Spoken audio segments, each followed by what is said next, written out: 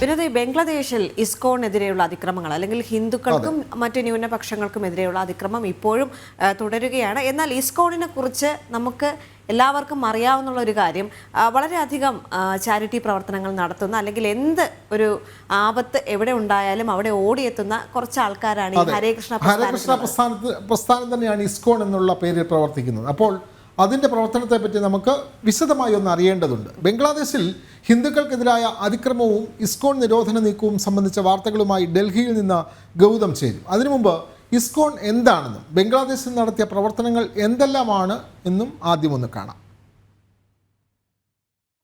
അന്നമൂട്ടിയതാണോ രാജ്യദ്രോഹം? ഈ ചോദ്യം ചെന്നെത്തുന്നത് ബംഗ്ലാദേശ് സർക്കാരിന് മുന്നിലേക്കാണ്. ഇവിടെ പരാമർശിക്കപ്പെടുന്നത് മറ്റാരുടെയും കാര്യമല്ല, ഹരേ കൃഷ്ണ പ്രസ്ഥാനം അഥവാ ഇസ്കോണിനെ കുറിച്ചാണ്. മതമൗലികവാദ സംഘടനയെന്ന് ചൂണ്ടിക്കാട്ടി ബംഗ്ലാദേശ് സർക്കാർ നിരോധിക്കാൻ നീക്കം നടത്തിയ ഇസ്കോൺ രാജ്യം സാമ്പത്തിക ഞെരുക്കത്തിലൂടെയും ആഭ്യന്തര സംഘർഷങ്ങളിലൂടെയും കടന്നുപോയ ഘട്ടങ്ങളിലെല്ലാം ബംഗ്ലാദേശിലെ ജനങ്ങൾക്ക് താങ്ങും തണലുമായിരുന്ന സാമൂഹിക സന്നദ്ധത സംഘടന. ഷെയ്ഖ് ഹസീന സർക്കാർ അട്ടിമറിക്കപ്പെട്ട ശേഷം നടന്ന കലാപങ്ങളിൽ ബംഗ്ലാദേശിലുടനീളം നിരവധി ഇസ്കോൺ ക്ഷേത്രങ്ങൾ തകർക്കപ്പെട്ടിരുന്നു. ഖുൽന ഡിവിഷനിലെ മെഹർപൂരിൽ ഇസ്കോൺ ക്ഷേത്രം ആക്രമിച്ച് വിഗ്രഹങ്ങൾ തകർത്തിട്ടിരിക്കുന്ന ദൃശ്യങ്ങൾ വലിയ തോതിൽ ചർച്ചയായിരുന്നു. ഇസ്കോണിന്റെ നേതൃത്വത്തിൽ ഇഫ്താർ പാർട്ടി ഒരുക്കിയ ക്ഷേത്രങ്ങൾ പോലും തകർക്കപ്പെട്ടു. അന്നദാനത്തിനായി ഭക്ഷണം തയ്യാറാക്കുന്ന സമയത്ത് പോലും ഇസ്കോൺ പ്രവർത്തകർ ആക്രമിക്കപ്പെട്ടു. എന്നാൽ ഇതിനുശേഷവും ബംഗ്ലാദേശിലെ അരക്ഷിതാവസ്ഥയിലും പാവപ്പെട്ട ജനങ്ങളെ ന്യൂനപക്ഷ ഭൂരിപക്ഷ വേർതിരിവില്ലാതെ ചേർത്ത് നിർത്തി കരുതലൊരുക്കിയിരുന്നു ഇസ്കോൺ. ക്ഷേത്രങ്ങളിലും മറ്റു കേന്ദ്രങ്ങളിലും ഇസ്കോൺ നടത്തുന്ന അന്നദാനത്തിലൂടെ വിശപ്പടക്കുന്നവരിൽ വിവിധ മതവിശ്വാസികളായ 10,000-കണക്കിന് പാവപ്പെട്ടവരുണ്ട്.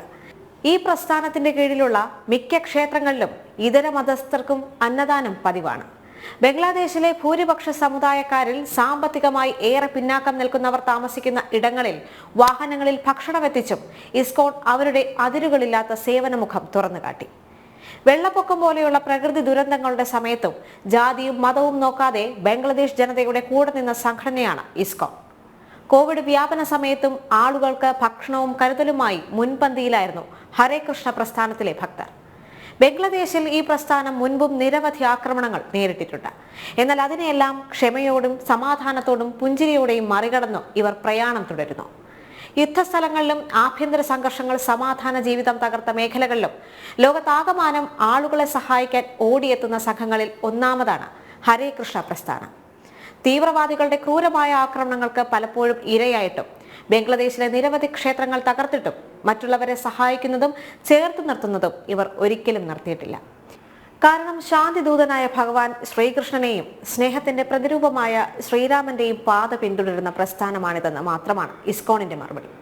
അടുത്തിടെ ബംഗ്ലാദേശ് കലാപത്തിനിടെ ഇസ്കോൺ ക്ഷേത്രങ്ങൾ വ്യാപകമായി ആക്രമിക്കപ്പെട്ടപ്പോഴും ഇക്കാര്യം ചർച്ചയായിരുന്നു.